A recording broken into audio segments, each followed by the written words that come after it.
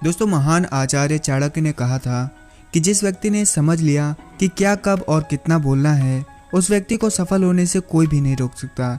ऐसे व्यक्ति की सफलता सुनिश्चित है। जिस तरह कमान से निकला हुआ तीर कभी लौटकर वापस नहीं आता, ठीक उसी तरह से मुंह से निकले शब्द भी कभी वापस नहीं आते। शब्द और भाषा हथियार हैं और कमजोरी भी। सही समय पर सही शब्दों के प्रयोग से इंसान परेशानियों से बच सकता है, लेकिन बिना सोचे समझे बोले गए शब्द मुसीबत को बढ़ा देते हैं। द्रौपदी का ये बोलना कि अंधे का पुत्र अंधा ही होता है, महाभारत के युद्ध का मुख्य कारण बना था। आज भी लोग अपनी जुबान का इस्तेमाल दूसरों को नीचा दिखाने और खुद को बड़ा बताने के लिए करते हैं, लेकिन जो समझदार और सफल इंसान होते हैं वो ये अच्छी तरह जानते हैं कि उन्हें किस वक्त कितना और क्या बोलना है। मैं क्लियर कर देता हूँ कि साइलेंस का मतलब ये नहीं है कि आपको पूरे दिन एक भी शब्द नहीं बोलना है या फिर चुप ही रहना है। मौन का मतलब है बेवजह शब्दों का प्रयोग नहीं करना, जहाँ जरूरत हो वहीं पर बोलना, अपने लक्ष्य पर ध्यान केंद्रित करना।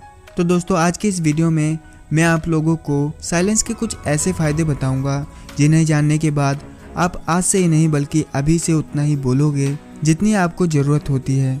दोस्तों, मेरा नाम है सूरज सिंह और आप देख रहे हैं मन की व्याख्या। दोस्तों, महान आचार्य चाणक्य अपनी चाणक्य नीति में बताते हैं कि उन्होंने अपने हजारों शत्रुओं को अपनी खामोशी से परास्त किया था। वो खामोश रहकर अपने शत्रुओं को विचारों में उलझाए रखते थे और सही समय आने पर वो अपने दुश्मनों को ईंट का जवाब पत्थर से देते थे।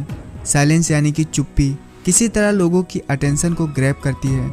ये बात आप इस उदाहरण से समझ सकते हो कि जब क्लासरूम में टीचर किसी विषय पर बात कर रहे होते हैं तो स्टूडेंट उनकी बात को बिल्कुल ध्यान से सुनते हैं, लेकिन जब अचानक टीचर या स्पीकर बोलना बंद कर देते हैं तो सभी लोग आश्चर्य में पड़ जाते हैं। मैं जब स्कूल में था तब अक्सर ऐसा होता था और शायद आपके साथ भी ऐसा हुआ होगा। ठीक यही फार्मूला हमारे दैनिक जीवन में भी लागू होता है। जब आप अपने काम से काम रखते हो, दूसरों के मामले में दखल नहीं देते हो, ज़रूरत हो तभी बोलते हो, तो लोगों का ध्यान आपके ऊपर जाता है। और अगर आप कम बोलते हो, ज़रूरत हो तभी बोलते हो, तो लोग आपकी बातों को ज़्यादा महत्व देते हैं। लोग आपकी बातों को उन लोगों की तुलना में ज़्यादा ध्यान देंगे, ज़्यादा याद रखेंगे जो लोग बिना ज़रूरत के बोलते रहते हैं। दोस्तों, शांत रहना मोलभाव करते वक्त आपकी बहुत ज़्यादा हेल्प कर सकता है। बातचीत के दौरान जब आप अचानक चुप हो जाते हो और सामने वाले इंसान को जवाब नहीं देते, तो ये खामोशी उस दूसरे इंसान को ये सोचने पर मजबूर कर देती है कि आखिर आप क्या सोच रहे हैं। तो बस इसी चीज़ का आपको फ़ायदा उठाना है। सामने वाले को ये सोचने दें कि आप क्या सोच रहे हैं। मैं आपको एक एग्जाम्पल द्वारा समझाता हूँ। मान लो कि आप कोई डील फाइनल कर रहे हो, तो सामने वाली पार्टी को जल्दी से हाँ या फिर ना में जवाब मत दो। कुछ सेकंड का पॉज लो। आपकी ये चुप्पी सामने वाले इंसान को परेशान करेगी और वो सामने वाला इंसान बोलकर आपकी खामोशी को भरना चाहेगा। उनको सारी बातें बोलने दें।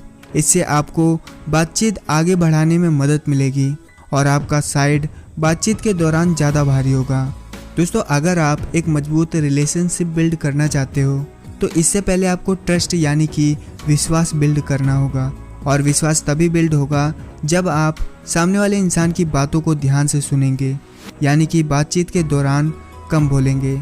ऐसा करने से दूसरे इंसान को लगेगा कि आप एक अच्छे इंसान हो, सामने वाले की बात अच्छे से सुनते हो, किसी को भी नज़रअंदाज नहीं करते हो, और तभी तो वो आपकी बातों को अच्छे से सुनेगा, ट्रस्ट बिल्ड होगा। और दोस्तों, ऐसे ही शांत रहकर या चुप रहकर आप बहुत सारी परेशानियों से निकल सकते हैं, परेशानियों से लड़ सकते हैं, साथ ही साथ किसी का भरोसा भी जीत सकते हैं।